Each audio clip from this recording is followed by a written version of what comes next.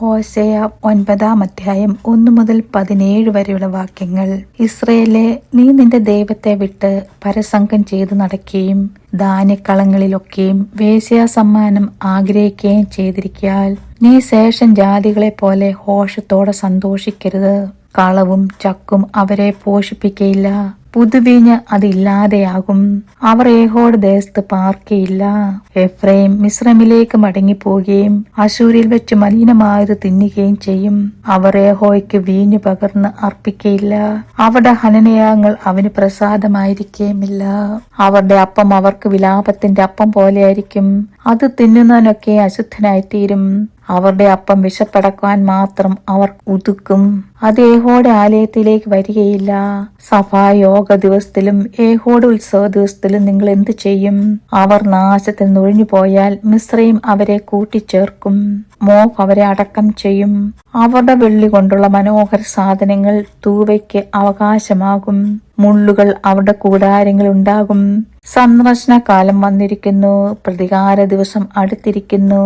നിന്റെ അകൃത്യബാഹുല്യവും മഹാദോഷവും നിമിത്തം പ്രവാചകൻ ഭോഷനും ആത്മപൂർണൻ പ്രാന്തനും എന്ന് ഇസ്രയേൽ അറിയും.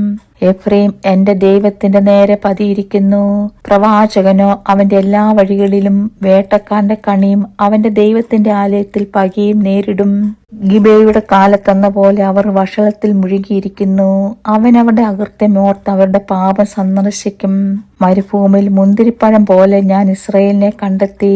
അത്തിവൃക്ഷത്തിൽ ആദ്യമുണ്ടായ തലക്കനി പോലെ ഞാൻ നിങ്ങളുടെ പിതാക്കന്മാരെ കണ്ടു. ബാൽ പെയോരിൽ എത്തിയപ്പോൾ അവർ തങ്ങളെ തന്നെ ലജ്ജാബിംബത്തിനേൽപ്പിച്ചു. അവരുടെ ഇഷ്ടദേവനെ പോലെ മ്ലേച്ഛതയുള്ളവരായി തീർന്നു. എഫ്രൈമിന്റെ മഹത്വം പ്രസവമോ ഗർഭമോ ഗർഭോത്പാദനമോ ഒന്നുമില്ലാതാകും മണം ഒരു പക്ഷിയെ പോലെ പറന്നു പോകും. അവർ മക്കളെ വളർത്തിയാലും ഞാൻ അവരെ ഒരുത്തനും ശേഷിക്കാത്തവണ്ണം മക്കളില്ലാത്തവരാക്കും. ഞാൻ അവരെ വിട്ടു മാറിപ്പോകുമ്പോൾ അവർക്കയ്യോ കഷ്ടം. ഞാൻ എഫ്രൈമിനെ സോർ വരെ കണ്ടെത്തോളം അത് മനോഹര സ്ഥലത്തുള്ളൊരു നടുതലയാകുന്നു. എങ്കിലും എഫ്രൈം തന്റെ മക്കളെ കാതകന്റെ അടുക്കൽ പുറത്തു കൊണ്ടു ചെല്ലേണ്ടി വരും. യഹോവേ, അവർക്ക് കൊടുക്കണമേ. നീ എന്തു കൊടുക്കും? അലസിപ്പോകുന്ന ഗർഭവും വരണ്ട മുലയും അവർക്ക് കൊടുക്കണമേ. അവരുടെ ദുഷ്ടതയൊക്കെ ഗിലാഗിൽ സംഭവിച്ചു. അവിടെ വെച്ച് അവർ എനിക്ക് വെറുപ്പായി. അവരുടെ പ്രവൃത്തിയുടെ ദുഷ്ട നിമിത്തം ഞാൻ ഇനി അവരെ സ്നേഹിക്കാതെ എന്റെ ആലയത്തിൽ നിന്ന് അവരെ നീക്കിക്കളയും. അവരുടെ സകല പ്രഭുക്കന്മാരും മത്സരികളത്രേ. എഫ്രൈമിന് പുഴുക്കുത്തു പിടിച്ചു, അവരുടെ വേറുണങ്ങിപ്പോയി. അവർ ഫലം കായ്ക്കയില്ല. അവർ പ്രസവിച്ചാലും ഞാൻ അവരുടെ ഇഷ്ടകരമായ ഗർഭഫലത്തെ കൊന്നു കളയും. അവർ എന്റെ ദൈവത്തെ അനുസരിക്കായികൊണ്ട് അവൻ അവരെ തള്ളിക്കളയും. അവർ ജാതികളുടെ ഉഴന്നു നടക്കേണ്ടി വരും.